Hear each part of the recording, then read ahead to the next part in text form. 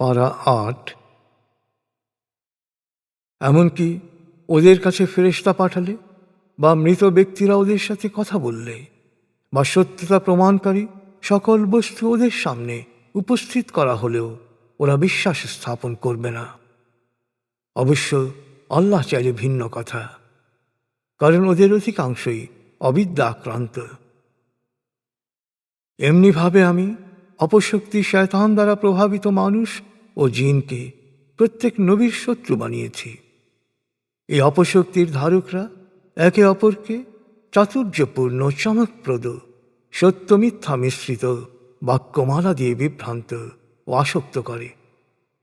অবশ্য তোমার প্রতিপালক ইচ্ছে করলে ওরা এ থেকে বিরত থাকত। অতএব ওদেরকে ওদের অবস্থায় ছেড়ে দাও, ওরা ওদের মিথ্যা নিয়েই ব্যস্ত থাকুক। আসলে এই শয়তানি অপশক্তির প্ররোচনার উদ্দেশ্য হচ্ছে যারা আখেরাতে বিশ্বাস করে না তারা যেন মিথ্যায় আসক্ত হয়, তাতেই তৃপ্ত থাকে আর লিপ্ত থাকে অপকর্মে। হে নবী, ওদের জিজ্ঞেস করো, তবে কি আমি ভালো মন্দের বিচারক হিসেবে আল্লাহ ছাড়া অন্য কাউকে সালিশ মানব, যখন তিনি সত্যের সুস্পষ্ট বয়ান সহ এই কিতাব নাজিল করেছেন? যাদের ইতপূর্বে আমি কিতাব দিয়েছি তারাও জানে যে এই কিতাব তোমার প্রতিপালকের কাছ থেকে সত্য সহ নাজিল হয়েছে। তাই সন্দেহকারীদের কোনো গুরুত্ব দিও না। সত্য ও ন্যায়ের স্বার্থেই তোমার প্রতিপালকের প্রতিশ্রুতি পূরণ হবে। তার প্রতিশ্রুতি পাল্টানোর ক্ষমতা কারণেই তিনি সব শোনেন, সব জানেন। হে নবী, তুমি যদি পৃথিবীতে বসবাসকারী অধিকাংশ লোকের কথা মতো চলো, তবে তারা তোমাকে আল্লাহর পথ থেকে বিচ্যুত করবে। তারা তো সাধারণভাবে আন্দাজ অনুমানের ভিত্তিতে কথা বলে আর খেয়াল খুশি মতো চলে। কে আল্লাহর পথ ছেড়ে বিপথে যায় তা তোমার প্রতিপালক ভালোভাবেই জানেন, আর কারা সত্য পথের পথিক তাও তার কাছে সুস্পষ্ট। আল্লাহর বিধানে বিশ্বাসী হলে যেসব জন্তু জবাই করার সময় তার নাম নেওয়া হয়েছে সেসবের মাংস খাও। আল্লাহর নামে জবাই করা হয়েছে এমন জন্তুর মাংস কেন তোমরা খাবে না? তিনি তো সুস্পষ্টভাবে বলে দিয়েছেন তোমাদের জন্যে কি হারাম। তবে কখনো নিরুপায় হলে ভিন্ন কথা। অনেকে অবিদ্যার কারণে নিজেদের ভ্রান্ত চিন্তা দিয়ে অন্যকে বিপথগামী করে। নিশ্চয়ই তোমার প্রতিপালক সীমালঙ্ঘনকারীদের ব্যাপারে সবিশেষ ওয়াকিবহাল। তোমরা প্রকাশ্য ও গোপন পাপ থেকে দূরে থাকো। যারা পাপ করে তাদের পাপের সমুচিত শাস্তি দেয়া হবে। তাই যে জন্তু জবাই করার সময় আল্লাহর নাম নেওয়া হয়নি তা তোমরা খেও না, তা নিশ্চিত অনাচার। আর শয়তান তো সব সময় তার বন্ধুদের উস্কানি দেয় তোমাদের সাথে বিতর্কে লিপ্ত হতে। যদি তোমরা শয়তানের ফাঁদে পা দাও, অর্থাৎ যদি তোমরা বিতর্কে লিপ্ত হও বা অন্য কোনো উপাস্যের নামে জবাই করা পশুর মাংস খাও, তবে তোমরাও আল্লাহর সাথে শরিককারীদের অন্তর্ভুক্ত হবে। চিন্তা করো, একজন আত্মিকভাবে মৃত মানুষ যার মাঝে আমি প্রাণের সঞ্চার করলাম আর মানুষের মাঝে সুন্দরভাবে চলার আলোকবর্তিকা দান করলাম, সে কি কখনো গভীর অন্ধকারে নিমজ্জিত দৃষ্টিহারা মানুষের মতো হতে পারে? আসলে সত্য অস্বীকারীদের উপমা এমনই। অন্ধ যেমন অন্ধকারকে ঔজ্জ্বল্য মনে করে, তেমনি সত্য অস্বীকারীদের কাছে তাদের কর্মকাণ্ডকেই শোভন ও চাকচিক্যময় করে রাখা হয়েছে। এভাবে আমি প্রত্যেক জনপদে ক্ষমতাবানদেরই সবচেয়ে বড় দুর্বৃত্তে পরিণত হতে দেই। ওরা চক্রান্তের জাল বনে আর শেষ পর্যন্ত সে জালে নিজেরাই জড়িয়ে পড়ে। কিন্তু আফসোস, জাল বোনার সময় তারা তা বোঝে না। আর যখনই কোনো ওহী ওদের কাছে পৌঁছায় তখন ওরা বলে, আল্লাহ রসুলদের যা দেয়া হয়েছে তা আমাদের না দেয়া পর্যন্ত আমরা বিশ্বাস করব না। অথচ নবুয়তের দায়িত্ব কার ওপর অর্পণ করা হবে তা আল্লাহই ভালো জানেন। তোমরা নিশ্চিত থাকো, চক্রান্ত ষড়যন্ত্রের জন্য এ অপরাধীরা অচিরেই আল্লাহর নিকট লাঞ্ছনা ও কঠিন আযাবের সম্মুখীন হবে। সত্যের প্রতি আগ্রহী হলে আল্লাহ তার বক্ষ পরিপূর্ণ সমর্পণের জন্য প্রশস্ত করে দেন। আর যে বিপথে যেতে চায়, আল্লাহ তার বক্ষকে অতি সংকীর্ণ করে দেন। তার কাছে স্রষ্টায় সমর্পণ আকাশে ওঠার মতোই দুঃসাধ্য হয়ে ওঠে। সত্য অস্বীকারীদের আল্লাহ এভাবেই লাঞ্ছনা ও শাস্তি দেন। জেনে রাখো, তোমার প্রতিপালক নির্দেশিত পথই সরল পথ। যারা উপদেশ গ্রহণ করতে প্রস্তুত, তাদের জন্য আমি আমার বাণী বিশদভাবে বয়ান করছি। নিঃসন্দেহে উপদেশ গ্রহণকারীরা থাকবে তাদের প্রতিপালকের সান্নিধ্যে অনন্ত শান্তিতে। নির্ভুল কর্মপন্থা অনুসরণ করায় তিনিই তাদের অভিভাবক।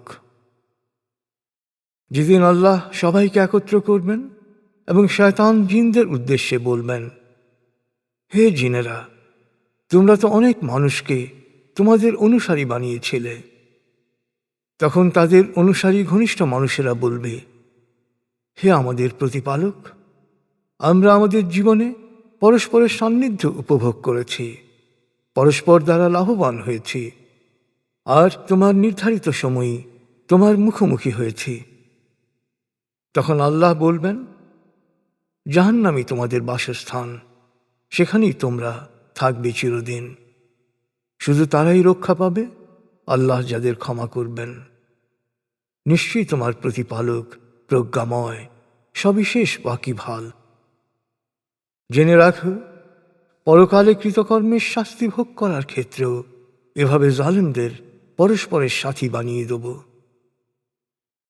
আল্লাহ আরও বলবেন, হে পরস্পর ঘনিষ্ঠ জিন ও মানুষ, তোমাদের মধ্যে কি রসুলরা আমার বাণী পৌঁছায়নি এবং মহাবিচার দিবস সম্পর্কে সতর্ক করেনি?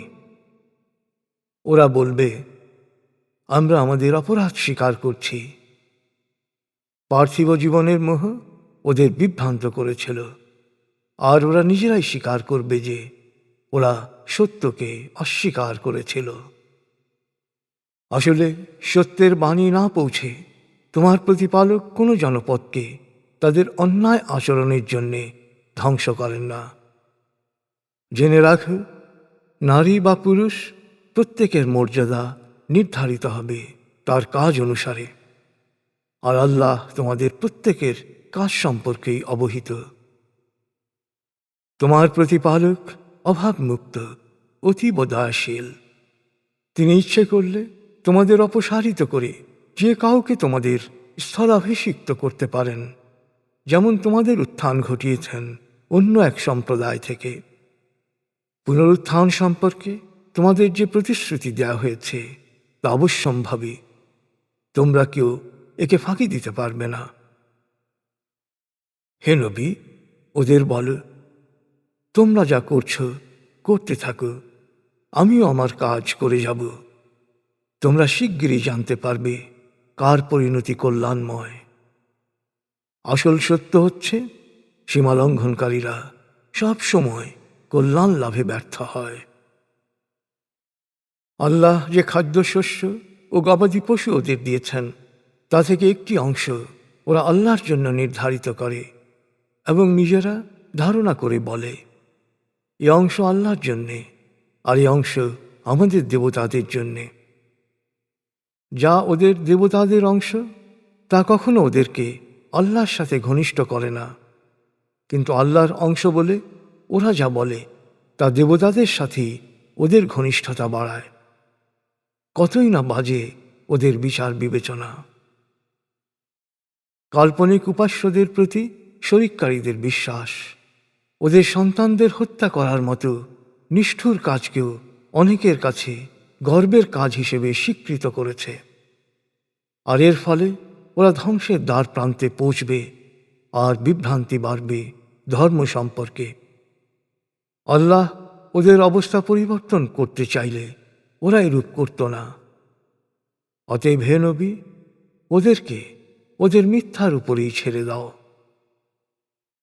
আর ওরা বলে, এসব গবাদি পশু ও ফসল সুরক্ষিত, আমাদের ইচ্ছা ছাড়া কেউ এসব খেতে পারবে না। এ নিষেধাজ্ঞা পুরোপুরি ওদের কল্পনাপ্রসূত। আর কতক গবাদি পশুকে বাহন হিসেবে ব্যবহার করাকেও ওরা নিষিদ্ধ করেছে। আর কতক গবাদি পশু জবাই করার সময় ওরা আল্লাহর নাম নেয় না। এই রীতিনীতিকে ওরা আল্লাহর নির্দেশ বলে মিথ্যাচার করে। এই মিথ্যাচারের প্রতিফল আল্লাহ অবশ্যই ওদের দেবেন। ওরা আরও বলে, এ গবাদি পশুর গর্ভে যা আছে তা আমাদের পুরুষদের জন্য রক্ষিত, আর আমাদের নারীদের জন্যে তা নিষিদ্ধ। আর যদি তা প্রসবকালে মৃত হয় তবে নারী পুরুষ সবাই তা খেতে পারে। আল্লাহর নামে এই মিথ্যাচারের প্রতিফলও তিনি পুরোপুরি ওদের দেবেন। নিশ্চয়ই তিনি প্রজ্ঞাময়, সবিশেষ ওয়াকিবহাল। অজ্ঞ, অবিদ্যাক্রান্ত ও দুর্বল মনা হওয়ার কারণে যারা তাদের সন্তানকে হত্যা করে এবং আল্লাহ যা হালাল করেছেন তা নিজেদের জন্য হারাম করে, প্রতিপালকের নামে মিথ্যারোপ করে, তারা অবশ্যই ক্ষতিগ্রস্ত। তারা বিপদগামী, সৎপথ থেকে বঞ্চিত।